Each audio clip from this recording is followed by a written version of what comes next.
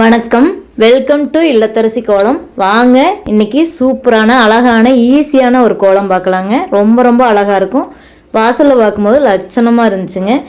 உங்களுக்கு என்னோட இந்த இல்லத்தரசி கோலம் சேனல் பிடிச்சதுன்னா சப்ஸ்கிரைப் பண்ணி சப்போர்ட் பண்ணுங்கள். அதே மாதிரி சுவை சிக்ஸ்ன்னு சமையல் சேனல் வச்சுருக்கிற அதையும் பாருங்கள். அந்த சேனலும் உங்களுக்கு கண்டிப்பாக பிடிக்கும். ஏன்னா அதில் ஈஸி டேஸ்டி ரெசிபிஸ் தாங்க கொடுத்துருக்குறேன்.